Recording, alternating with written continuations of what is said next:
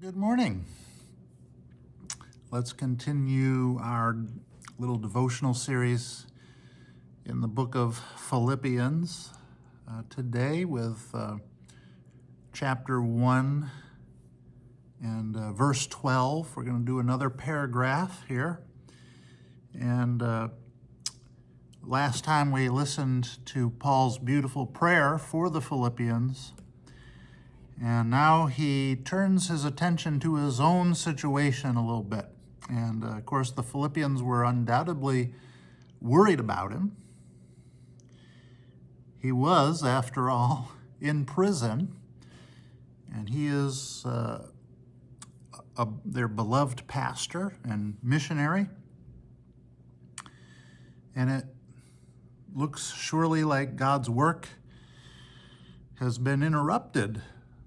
Or has it, right? God is never limited by the circumstances that seem to limit us. So, point number 1 today, God's perspective is often different than ours. Verse 12 of Philippians chapter 1, Paul says this, "Now I want you to know, brethren, that my circumstances have turned out for the greater progress of the gospel." Paul doesn't deny that prison is difficult. He simply refuses to believe that prison has defeated God's purposes. And notice what he says. He does not say, "My circumstances are wonderful," but he says, "My circumstances have advanced the gospel." So Paul evaluates his life differently than many of us do.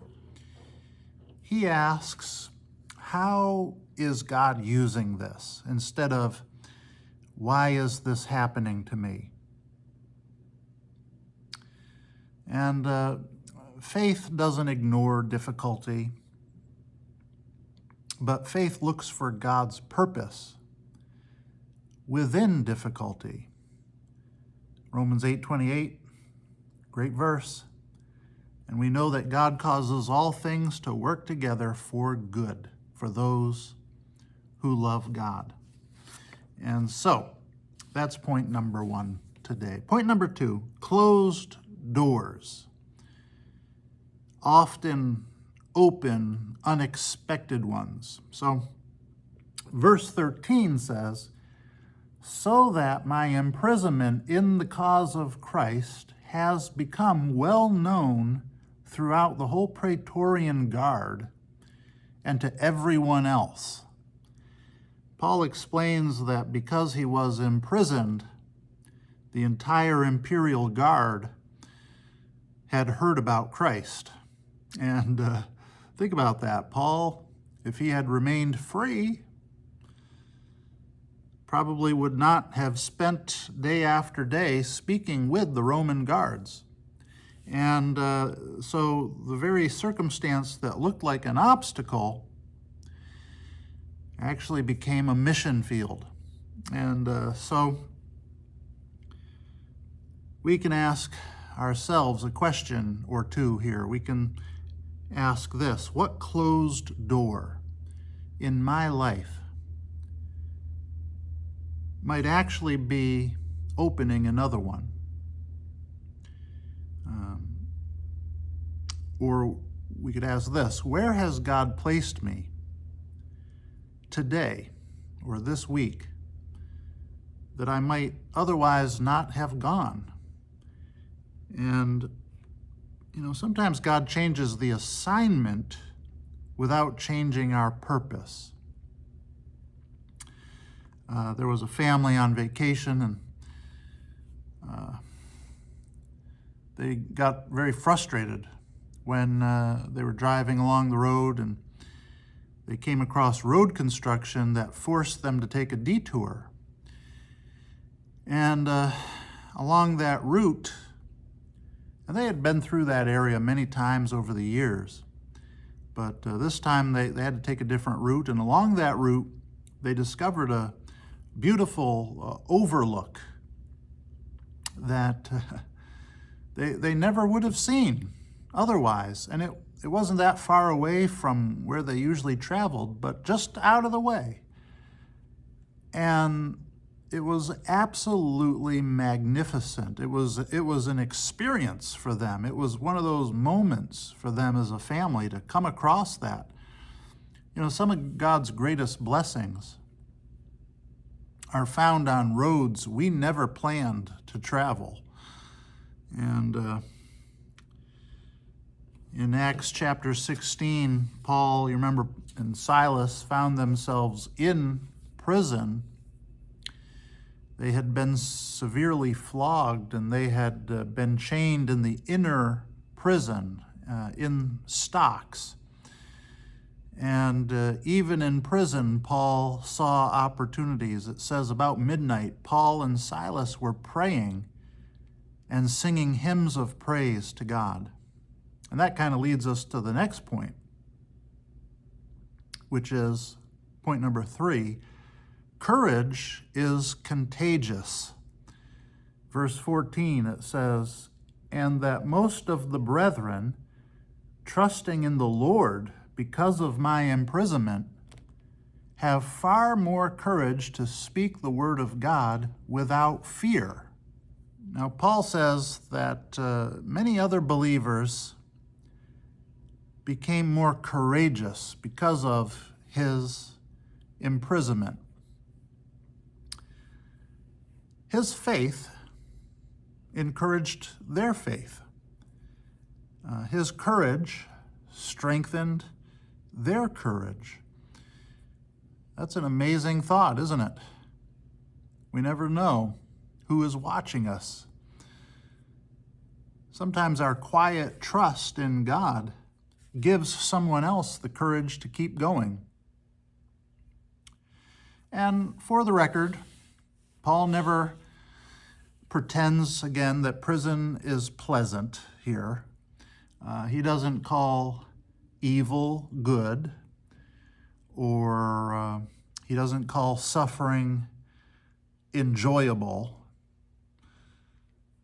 He lifts, instead, as he's speaking to us here, our eyes to something a little higher than we might normally see, which is that God is able to advance his kingdom and his purposes, even through circumstances that we would never have chosen. Faithfulness inspires faithfulness. One courageous believer can strengthen an entire church. And it says in Hebrews 10, verse 24, "Let us consider how to encourage one another in love and good deeds." Courage is contagious. Point number 4, God can use imperfect people. Verse 15, it says, "Some, to be sure, are preaching Christ even from envy and strife, but some also from goodwill.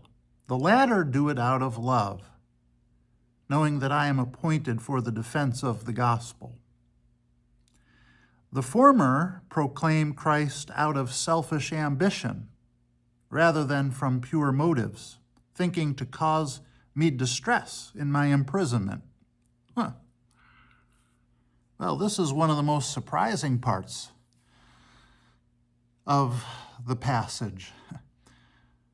Now, some people were preaching Christ with pure motives. Others, though, were motivated by selfish ambition. And Paul doesn't excuse wrong motives here, but he recognizes something remarkable. Even imperfect people can proclaim the true gospel. God's work doesn't depend on perfect people. If it did, none of us would qualify.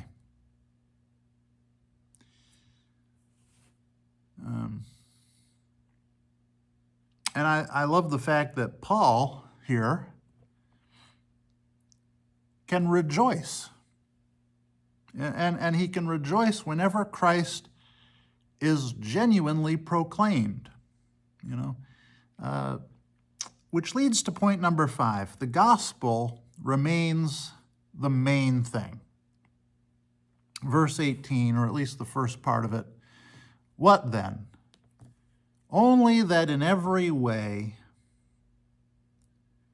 whether in pretense or in truth, Christ is proclaimed, and in this I rejoice, Paul says. So he reaches an astonishing conclusion. His greatest concern wasn't his reputation. Remember, they were kind of doing this to tarnish his reputation. He didn't care. That wasn't his comfort, that he had a good reputation. It wasn't even his freedom. For him, it was the gospel. And that is the right perspective. As long as Christ was being proclaimed, Paul found joy. Joy grows when Christ becomes more important than our personal preferences.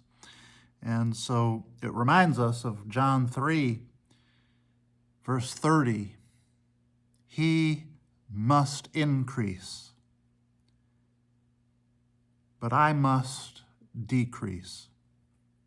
This passage invites us to ask a different question than people often do when life becomes difficult.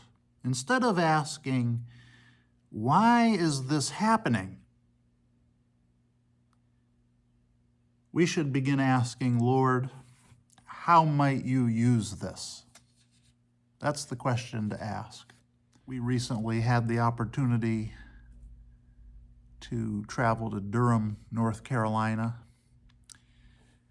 and we visited Duke University. There's a beautiful chapel at Duke University with absolutely amazing stained glass windows, some of which date back to the 1500s and were brought over from Europe. Unbelievable stained glass windows. And when you look at those windows from the outside, they are pretty. You can see some beauty, but when you stand inside the building, at least on the day we were there, and from the inside looking through the window to the with the outside, from that angle, wow, the glass really looks vibrant and so beautiful. The colors are brilliant, and sometimes where we stand determines what we see. We might need to pray, Lord, give me a different perspective. Help me to have the right perspective. Help me to have your perspective. Ask God this week to help you see opportunities instead of obstacles. And pray for courage to remain faithful in difficult circumstances, and encourage someone else who might be discouraged. And look for one unexpected place where you can quietly share the love of Christ this week. See you tomorrow. Bye-bye.